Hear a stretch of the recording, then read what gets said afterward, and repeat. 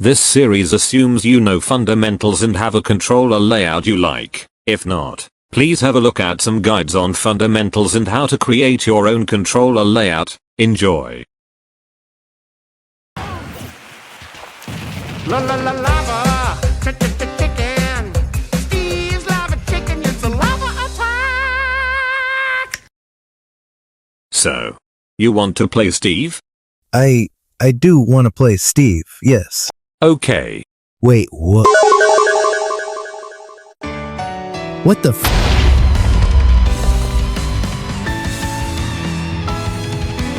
Steve. He's quite the character. He has a very versatile and powerful moveset. It's insane. Before we talk about it, let's talk about his crafting table. Spawn by pressing shield and B at the same time. The crafting table is used to craft stuff. Believe it or not, here is how much it costs to respawn. However, in order to actually craft stuff, you need resources. To get resources, you need to mine. One of 3 neutral special uses. Mining allows Steve to get materials to craft tools and allows him to use other moves. Steve has 6 tool types: fist, wood, stone, iron, gold, diamond. Wood does the base damage.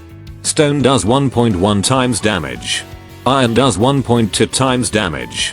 Gold does the same as wood. Diamond does 1.35 times more damage.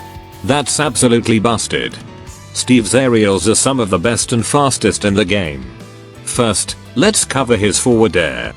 Steve's forward air is a quick move, with an 8-frame startup with little to no end lag and also spikes off stage, with frame 9 being a weaker spike and frames 10 and 11 being a stronger spike.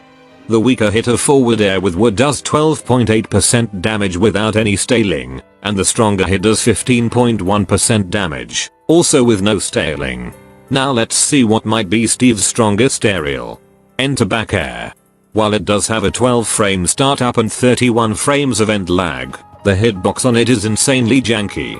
It's also one of his best moves, and kills early, even with a weak hit. Steve also uses his pickaxe to mine on stages like Battlefield. Now let's also cover his sword moves. Beginning with his jab, this move is very mobile as he can move around and even jump while using it. Against Fox, it can do this.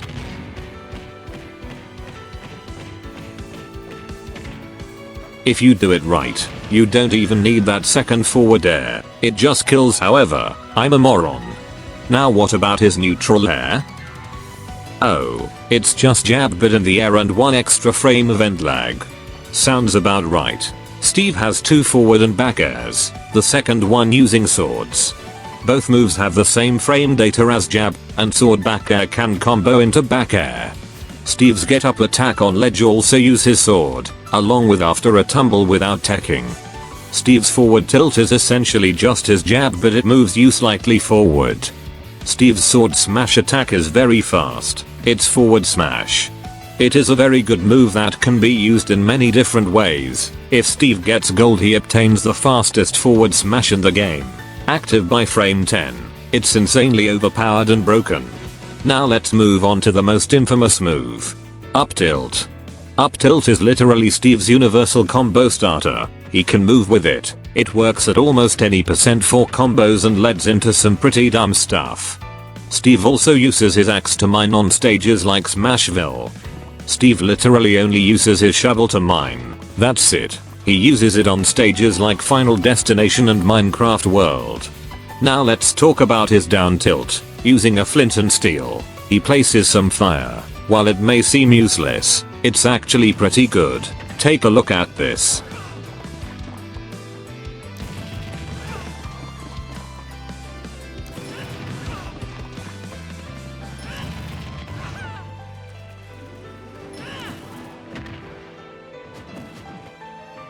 Now let's quickly cover one of his greatest specials, minecart. Being a command grab, as you just saw, it helps with Steve's neutral gameplay and can be made more powerful and faster using gold. Minecart can do some pretty funny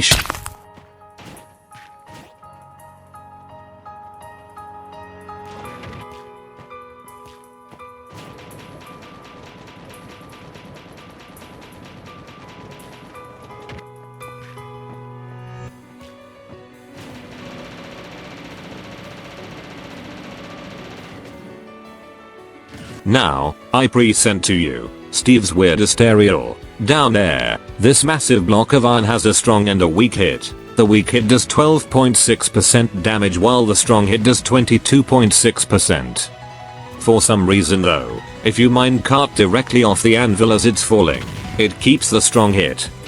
God knows why.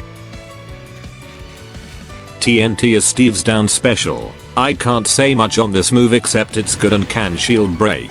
More on that in a future episode, and it is insanely expensive. Here is the cost. Pause to read if you want to.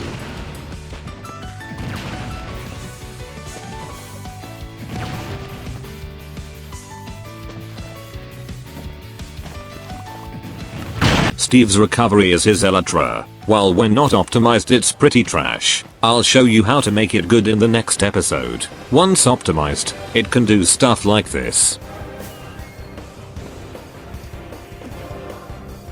Pretty insane, isn't it?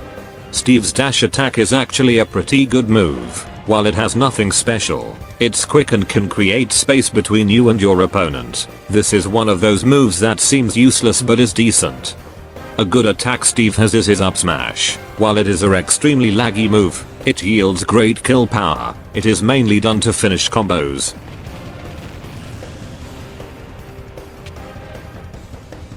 Steve's down smashes him dropping 2 lava buckets on either side of him. It's a decently good move, mainly used on TNT before an air dodge to survive. I have nothing to say for this move, it's just here. Steve has an insanely deadly grab game. His throws are amazing, especially his up and down throw. His back and forward throw aren't anything special, just your average throws, but his up throw is really powerful, killing at 155% at earliest, and his down throw combos to death. Pretty good.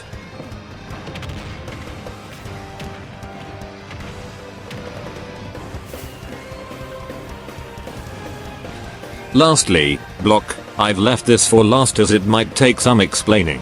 Blocks are Steve's third neutral special usage alongside mining and crafting, and they are absolutely busted. They can change the stage and his neutral gameplay in ways only he can do.